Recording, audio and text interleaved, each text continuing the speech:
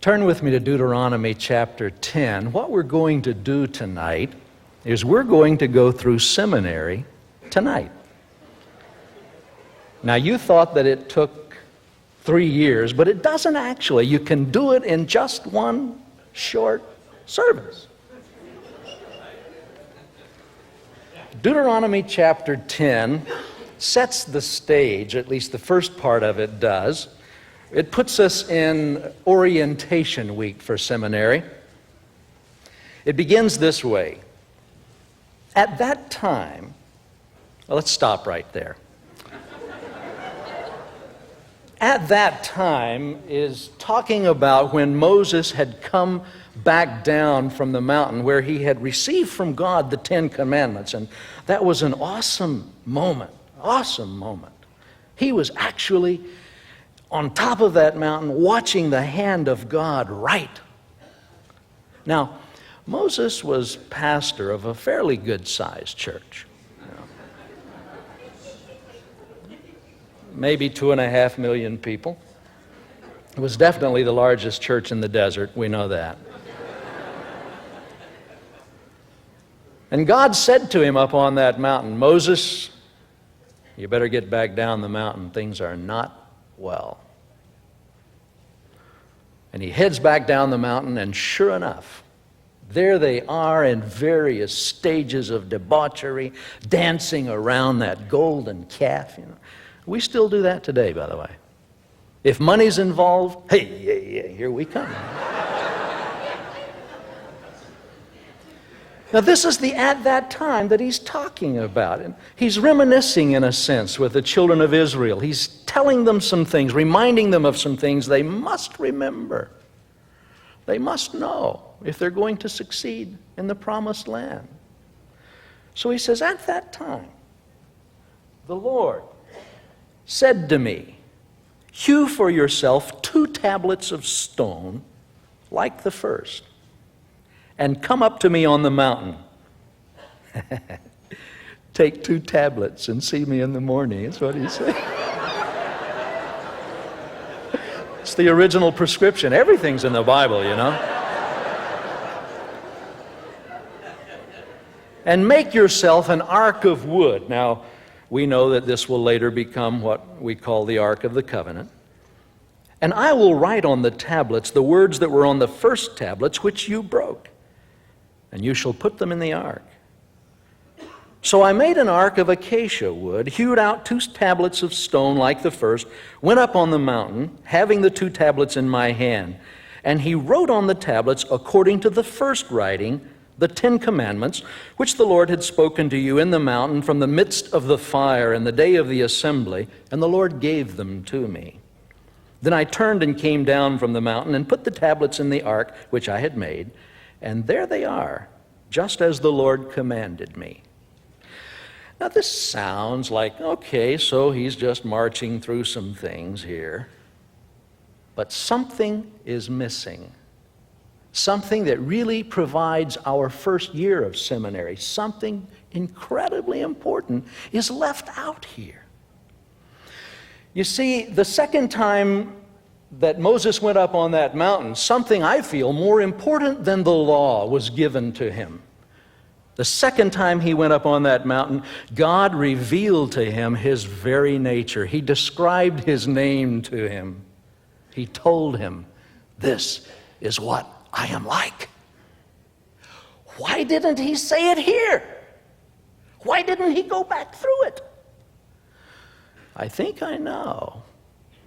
You see, when God had spoken out of the fire and the mountain had rumbled and God had sent his voice thundering out from that, the people said, I tell you what, Moses, you go and talk to God, okay? And whatever he says, you tell us and we'll do it, but tell God to leave us alone, okay? God says, okay. And by that decision, they had missed the intimacy with God that Moses would enjoy. And so they'd made their choice, and he left this out the second time.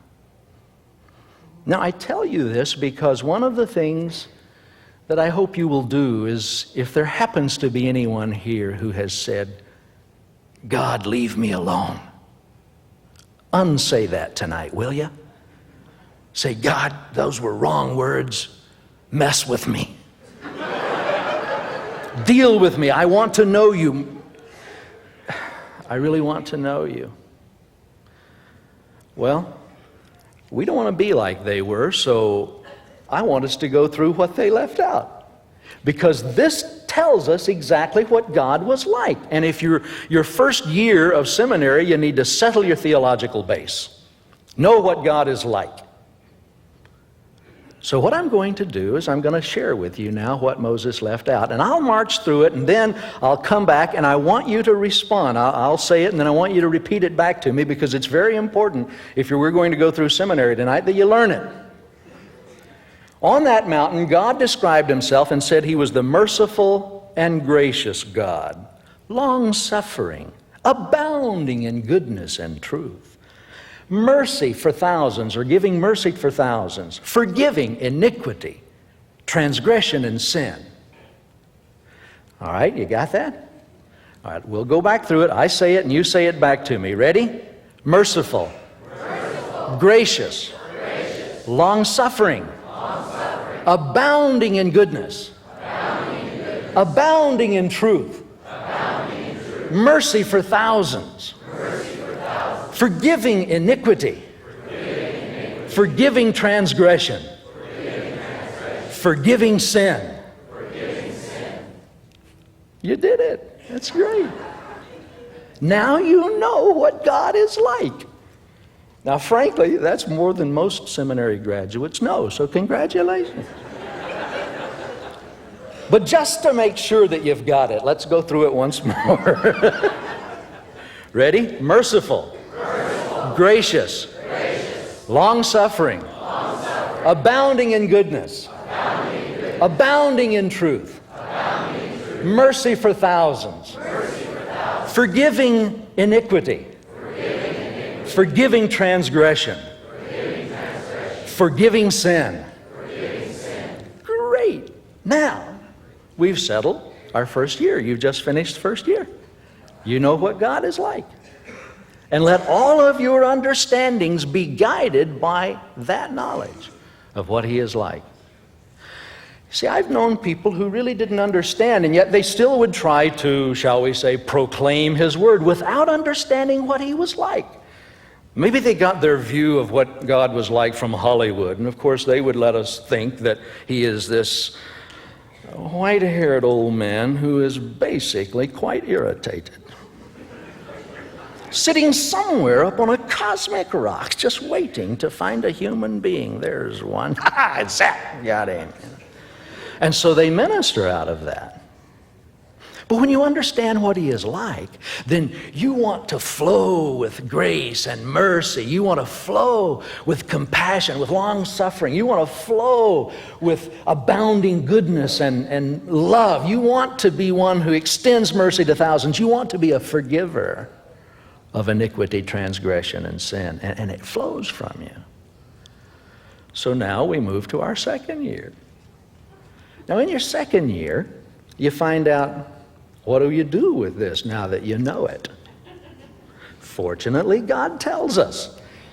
We continue reading, although I'm going to skip the next couple of verses because there are words I can't pronounce there. And go to verse 8. At that time, well, let's stop here. This is the same at that time that he was talking about before. Basically, it's a general time period because there was a little journeying and a few things that happened, but it was the same basic at that time. The Lord set apart or separated the tribe of Levi. Now that was interesting. You see, when Moses came back down from that mountain, and here he saw the entire group in debauchery. How could they, in just 40 days, 40 days, that's all he was gone. 40 days, that's nothing. And they had gone so far in just 40 days. And when Moses came down from the mountain and saw it, he went up to Aaron and says, Aaron, what's going on? And Aaron said, I don't know. He said, I just threw the gold in the fire and out came that calf. What can I say? Amazing. Amazing. But it was decision time. It was decision time. And Moses drew a line in the sand. I imagine that. It doesn't say that in the Bible, but in a sense he did. You guys can remember from your younger days when there would be the bully in the block who would draw the line in the sand and said, all right, don't you dare cross this line. You remember that? Maybe you were the bully. I don't know. My brother and I, when we were growing up, always had to share the same bed. Sibling rivalry, they call it, man. Whoever got in bed first would draw the line. All right, I don't even want your pillow on this side. But this was a different line. This was a line of invitation. And Moses was saying, we need something. We need revival. We need some decision making for God here. So he said, okay, we're going to make a decision. And maybe for some of you that decision is still pending. And if it is, tonight's the night. But at any rate, he said, we need a decision here. I want everyone who is on God's side to come over here and join me.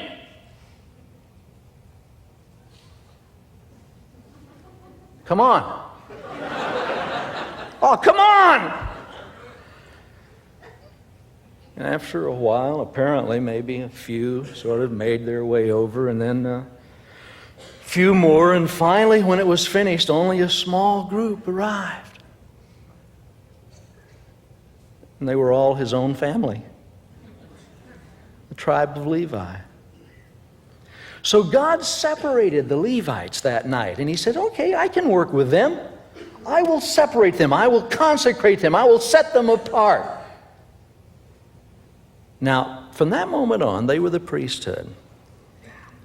From that moment on, you could not become a priest except genetically. That's all.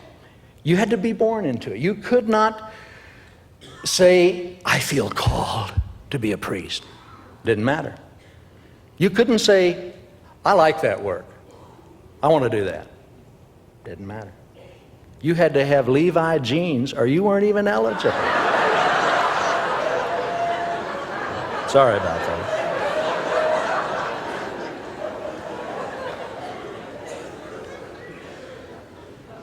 But that's changed now. And I love that. Now the priesthood, well, you know who the priests are now, don't you? You are, right? Come on, do something with your heads. Okay, all right. Peter lets us know that very clearly in 1 Peter 2:9, where he says, you are a chosen generation, a royal priesthood. Yes.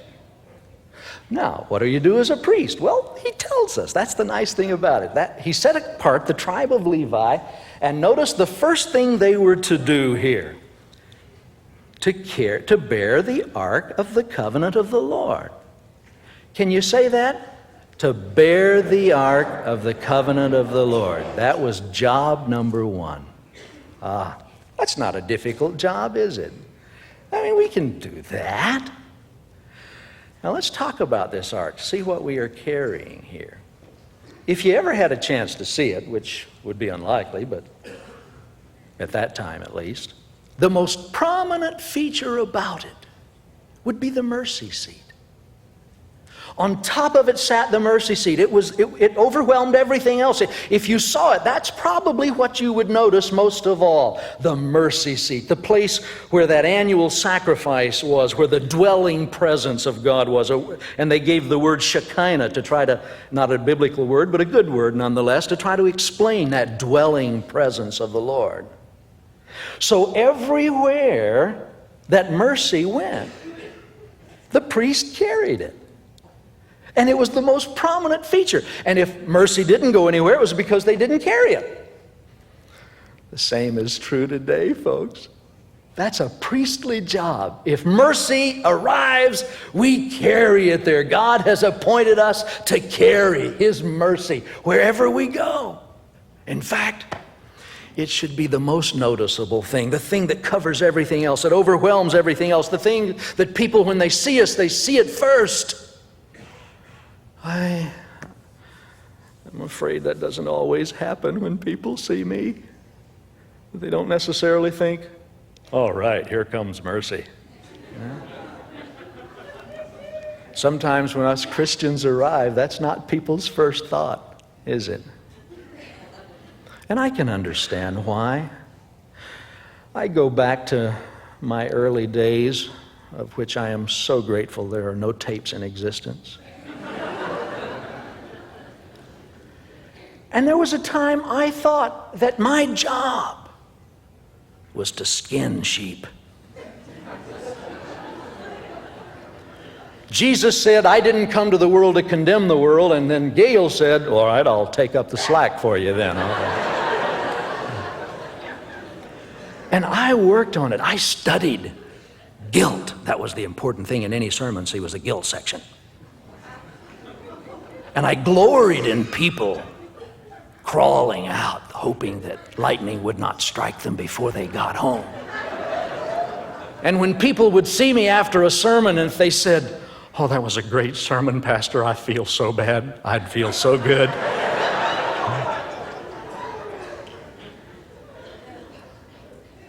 But that wasn't supposed to be my job at all. Finally, God got through to me. By the way, I can still do it. It's really quite easy. Guilt is a sudden and quick and dangerous thing. See, I can come up to you and say, do you have enough faith? I knew it. Do you read the Bible enough? Aha! I knew it. Have you won anyone to the Lord today? Aha! And you call yourself a Christian. You can do it, see? You can do it. In fact, I was picking on this poor fellow who chose to sit on the front seat. It's his fault. I can do it to a whole crowd. You want me to show you? It's real easy. All I have to say is, God reveals things to me about people. You're immediately thinking, get him away from me, God, please. But mercy, that's our first and foremost thing. We are carriers of mercy, and when we are carrying what God has given us in this vessel called us, and if people bump us, and they're going to, what will we spill on them? It should be mercy. Oh. There are other problems too that have kept us from knowing this. I sometimes do a little exercise. I'll find a TV evangelist, and I will turn the sound down and just watch to see if I can tell what he's saying by his face. And it's usually something like this.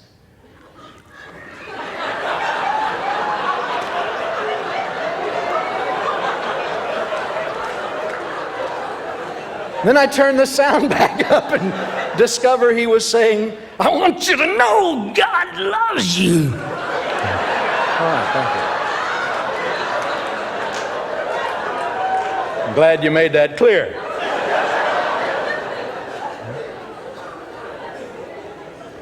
There are times, though, you really can't control people's reaction. I was flying somewhere, I don't remember, but the rest of the plane was going to Las Vegas, and it was sort of a charter type plane. A group was headed there, and it turned into a party plane. They whooped it up, and for some reason or other, they all took up with me.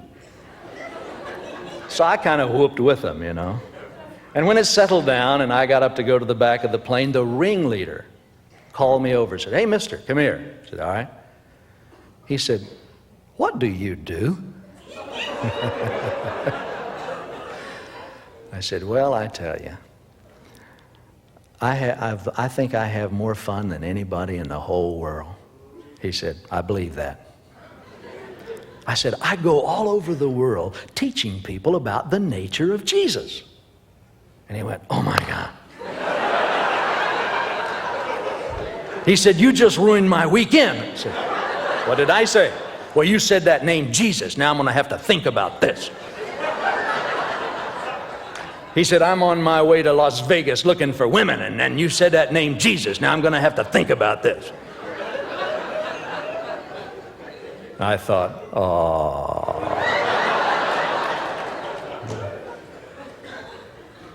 But we are carriers of mercy. What a job. What a job. Now, there was something in that ark, several things in the ark, very important, that they carried. They bore it. They were the ones who got it where it went. One thing was, in that ark was the only handwritten Word of God. Oh, folks, we are carriers of His Word. Wherever the Word goes, we carry it. If it doesn't go anywhere, it's because we don't carry it. It's as simple as that. God has authorized us to carry the Word. Oh, may we never abandon this. There are a lot of people that give lip service to the Bible. Oh, yes, I believe the Bible. That's why I've got the big one there, right there on the coffee table. And that's fine. Thank God for Bibles on coffee tables, but oh, for Bibles in hearts. That's where we want it. And oh, that we really saw it for what it was. My wife and I have been married now for 35 years, held together by my animal magnetism. I don't mean that really, honey. But I can remember 36 years ago when courtship began for us. Much of that time was long distance, and we'd write each other every day. I fell in love with the post office. I knew when they would put the mail up at where I was attending college, and I'd go and I would wait, and I'd hear it click, click, click, click, click, click. Then I'd rip it open, man, and I'd think, oh, yeah, this is good, all right. Yeah, boy, I know what she means by this, yeah. I didn't even have to say, now let me see, in the Greek, this probably means...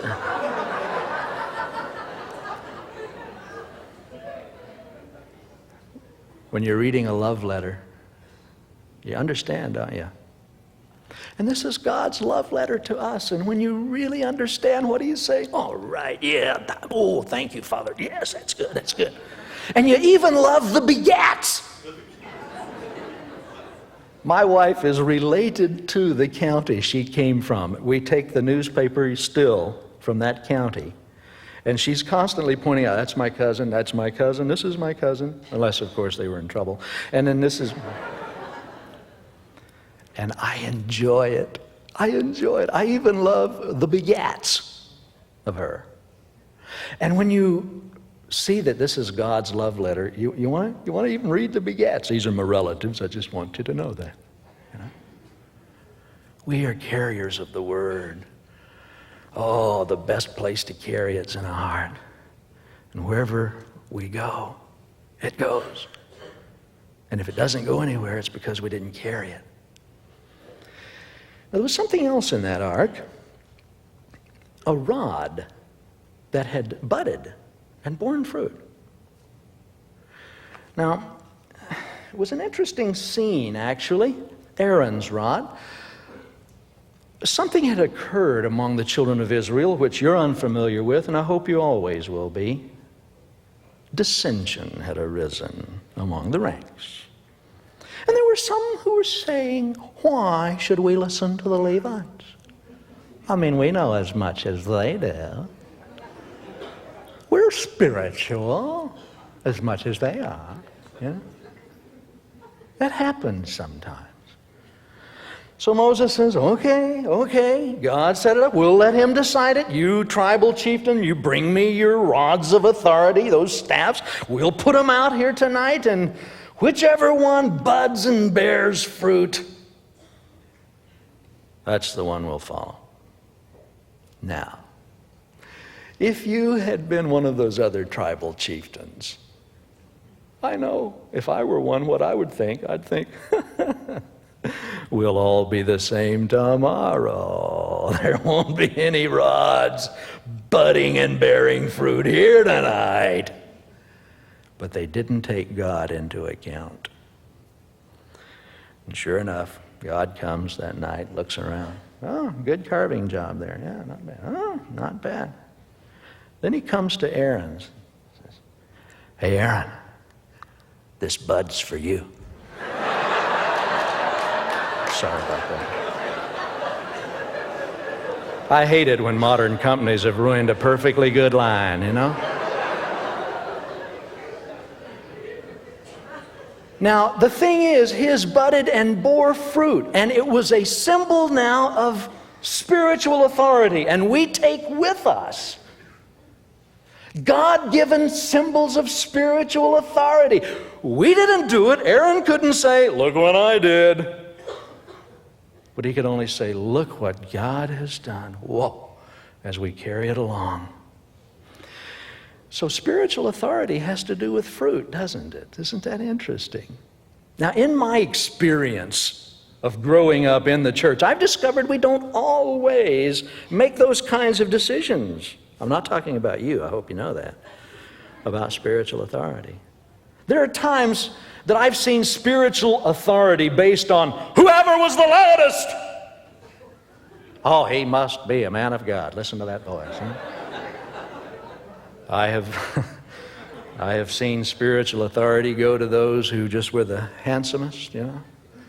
I mean, with hair like that, they must be spiritual authority. I've seen it go to those who were the most aggressive, who were in your face most. Oh, this is it, yeah. People say, "Oh, look at that, it must be spiritual authority." I've seen it go to those who were the richest. I've seen it. And nowhere does God account that as spiritual authority. It's a God-given thing, and it has to do with fruit. Jesus even said, "By their fruit you will know them." So folks, we carry with us spiritual authority. It's God-given. Our job is to just enjoy it and use it. Oh, if only we understood who we really were. I am amazed at how much fear, people have about, this might be, Satan might be over there. I don't want to go over there. When actually our job's to beat his doors down. His gates are in trouble when we're around. If you just understood that Satan's looking at you, even if you're a brand new Christian, thinking, "I hope they don't come over here." They get over where I am and they believe God. And you're people of power and authority. You just simply are. It's God-given. Just enjoy it and know it. Well, there was something else in that ark. And it was a bowl of something. What? That's right. What? That's right. What? It sounds like who's on first, doesn't it? Yes, manna, but that's what manna means is, what's that? I love it.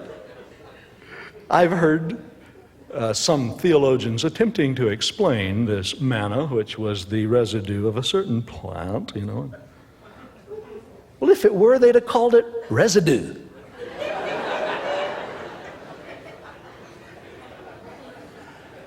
But this was a symbol of God's provision. And when they were hungry, they didn't know what they were going to do. They come out and there it is all over the ground. They go, "What's that?" God says, "Good name. That's what we'll call it from now on. What's that?" So moms would send their children out, "Would you go get me a bowl of what's that for today?" Great food. They had no idea how God did it. They had no idea what it was. All they knew is that God had provided. Oh, we who walk with the Lord make a public declaration. We are being cared for by God. He is our source. We will not depend on the things of the world. Will we? You know, the interesting thing is just a verse or so later, listen to what God says about the Levites because of this. He says, therefore, verse 9, Levi has no portion nor inheritance with his brethren. The Lord is his inheritance, just as the Lord your God promised him. Folks, we're pilgrims passing through. We really are. Don't put any of your confidence in the things of this earth. Which savings and loan do you have your money in, huh? Whose stock are you depending on? There's no security in this world. The only security you have is in God himself. But the beautiful thing is, he says, I've made arrangements for that. I'm your inheritance. Don't get locked into the things of the world. It happens so often. What can I say? It happens. It happens. I find I'm so much into things. I'm a pack rat. I don't throw things away. So I've written on that side of the paper. I can use the other side sometimes. We'll keep it. My wife and I moved twice, 3 years ago, in one summer. Everybody ought to do that once in their lives. They say 2 moves is as good as a fire. I thought we would pack the night before we moved, but my wife is much wiser than I in that area, so she had begun packing early. I couldn't believe how the boxes began to crowd us out of room after room after room, and I thought, where'd that come from? And I found out that's our things, our stuff. And I'm carrying box after box up the ramp of that truck that I had hired, box after box. And I pick up, my back's going, and I pick up this heavy box, and I say, honey, what is in this box? She says, it's written on it, stuff.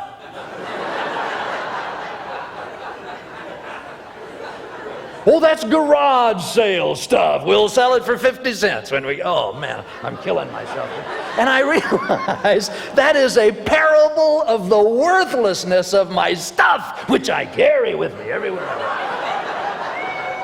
go. But this is a statement that we as followers of the Lord, we who are his priests, make a choice that God will provide for us. We're going to travel light. Travel light. I did just get back from India a couple of days ago. And one of the things I've learned about traveling is that the joy of my journey is inversely proportional to the amount of luggage that I take. More luggage, less joy. Less luggage, more joy. Carry-on is heaven. The Lord decided to test me about that on this trip. I got to India, my luggage didn't.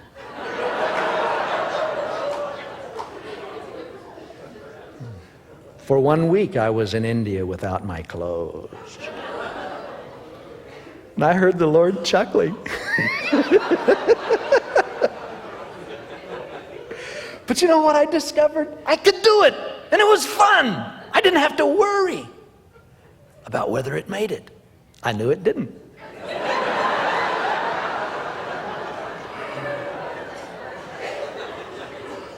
And I've discovered that the more things I have, the more I have to worry about whether they're going to make it. Once on a trip to India, I took an all-night bus ride. That's another thing everyone ought to do once. And a man got on the bus with about 10 big boxes. I'll never forget it. Now, there's not room on those buses for that, so it goes on top. And he put them up there one by one by one, and when finally he was exhausted and had the last one up there, and he comes in, and he sits down by the window of the bus. I thought, at last the man can rest. But no. You know what he did the rest of the evening as that bus went?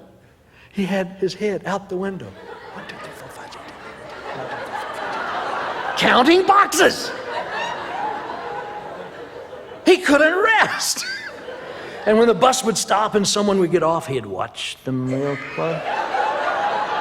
And then count his boxes. And I thought, that's me. That's the world, man. We have all this stuff, then we have to count it. and watch it real close. Because someone may want your stuff. And God says, I haven't chosen you for that. I have set you apart, and you're going to even carry with you a symbol that I want you to constantly look at and know. I'm your provider. I'll care for you. I'm your inheritance. Lean on me. Boy, we spent a long time on that one, didn't we? We bear the Ark of the Covenant. Can you say that again? Bear the Ark of the Covenant. There was a second thing that they did. And it says this: the Lord had separated them to stand before the Lord to minister to Him. Can you say that? To stand before the Lord to minister to Him. That's a great thing to do. You were doing it tonight. Do you realize that? We began this service with an opportunity to just stand before the Lord to minister. Worship is a funny thing. I'm constantly amazed at worship. I love to worship, I do. But I notice that when we worship, from time to time, you get so intense that you sort of space out, don't you? You're kind of like... And I thought that a pure stranger, someone walking by, says, what's all the cars here for? And he comes in, never been in church before, and he sees us and we're going... You'll probably wonder, what's up there? What would make us do that? It really is a strange thing. Why would we do it? I think I understand. I know you understand. One of the difficult jobs that God has given me is about 3 or 4 times a year I have to go to Hawaii. Somebody has to do it. And almost every time I go over, there are honeymooners on the plane. It's sickening. I mean, there they are, slobbering, kissy poo, giggling at things that aren't funny. And I'm tempted at times to go up to them and say, do you realize how silly you look? But there, I don't do that. I value my life. But actually, they could care less about how they look to me. They only have eyes for each other. And that's what worship is, isn't it? When you so love God that you only have eyes for Him. And it doesn't matter that you're there with your eyes closed like that and people wonder, what's wrong with you? It's okay. I'm just in love, that's all. And here is a time for us to collectively stand before Him to minister to Him. What a job. What a job. It's really tough being a Christian, isn't it? We get to carry the Ark of the Covenant. We get to stand before the Lord to minister.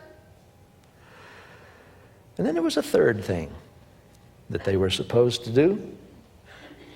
And that was, they were to bless in His name to this day. Can you say that? Bless in His name to this day. Now we've got 3 things we're supposed to do. The first one is to carry the Ark of the Covenant of the Lord. Let's say it again. To carry the Ark of the Covenant of the Lord. The second thing they were to do was to stand before the Lord to minister to Him. So let's say that. To stand before the Lord to minister to Him. And the third thing they were to do was to bless in His name to this day. Let's say that. To bless in His name to this day. Isn't that a tough thing? When I hear people say, it's so tough to be a Christian, I read it and say, really? I mean, look at this, what we get to do. We get to carry the Ark of the Covenant. It's not a bad job. We get to stand before the Lord to minister. Not a bad job. We get to bless in His name. Well, I'm not sure I want to do that. Isn't it amazing how often? And not at you. I'm not talking about you because this wouldn't apply to you. No. But it's amazing to me how often I miss that.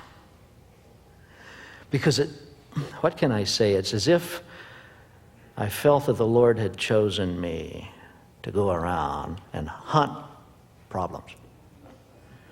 You got a problem, I need to talk to you about this. And you got hang-ups, I need to tell you about some of those hang-ups. But that's not what my job is. My job is to bless. All right. What a job. So now you know what you're supposed to do. You know what God is like, and you know what you're supposed to do. We're 2/3 of the way through. Now, your third year of seminary is usually a very practical one. You go and do it to see if you learned it. Well, let's enter our third year. We've got something to do now. Now, when he said, I want you to bless, the beautiful thing is he didn't just leave it there. He told us how to do it. So if you'll turn left and go over to Numbers chapter 6, I'm going to read you something that if there's one place in the world where they know this by heart, it's here. But I'm going to read it anyway. Verse 22 of Numbers chapter 6. And the Lord spoke to Moses, saying, speak to Aaron and his sons, or the priesthood, saying, this is the way you shall bless the children of Israel. Say to them, the Lord bless you and keep you. The Lord make his face shine upon you and be gracious to you. The Lord lift up his countenance upon you and give you peace. Not bad. You already know it, don't you? Well, let's go over it just in case. I'll say part of it and then you repeat it back. Ready? The Lord bless you and keep you. The Lord make his face shine upon you and be gracious to you. The Lord lift up his countenance upon you and give you peace. You've got it. You just finished 3 years of seminary. Well, not quite. Not quite. We need to have a comprehensive examination. Now, before you get out, they got to find out, did you learn it? So you remember your first year, don't you? Okay. Merciful. Gracious. Long-suffering. Abounding in goodness. Abounding in truth. Mercy to thousands. Forgiving iniquity. Forgiving transgression. Forgiving sin. Great. And your second year, we discovered that we were to bear the Ark of the Covenant. Stand before the Lord to minister. Pronounce blessings in his name. And we are to bless one another by saying, the Lord bless you and keep you. The Lord make his face shine upon you and be gracious to you. The Lord lift up his countenance upon you and give you peace. Excellent. You passed. Now we only lack the graduation ceremony. Back in Numbers chapter 6, verse 27, right after he had said how to bless them, he says, so they shall put my name on the children of Israel, and I will bless them. Oh, what an awesome power God has given us. This is a stamp pad that he has issued to us. We didn't get a diploma. We got a real sheepskin, you could say. We got a stamp pad, actually. And he says, I've issued my name to you, which, by the way, the first thing you learned was the definition of that. Merciful, gracious, long-suffering, and so forth. And he says, I want you to go to each other and say, the Lord bless you and keep you and make his face shine upon you and be gracious to you, lift up his countenance upon you and give you peace. The Lord bless you and keep you and make his face shine upon you. The Lord bless you and keep you. And listen, folks, if you forget everything except the Lord bless you, he understands shorthand.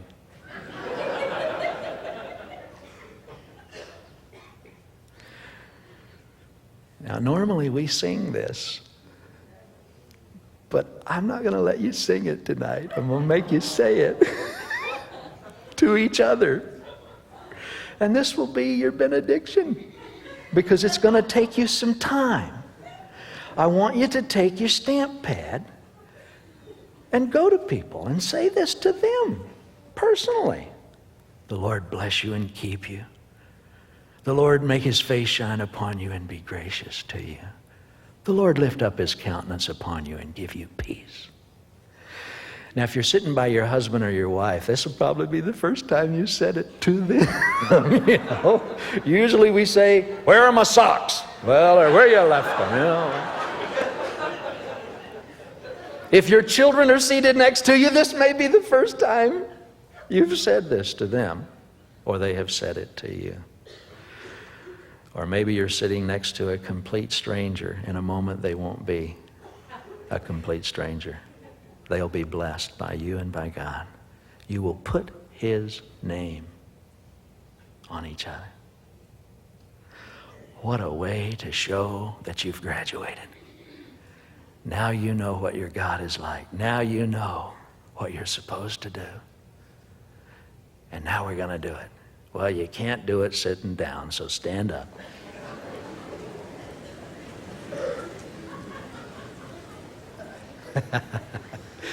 All right, got your stamp pads? There are a lot of people here tonight, so it's going to take you a little while to complete this. Ready? Go! The rest of the evening is yours. God bless you.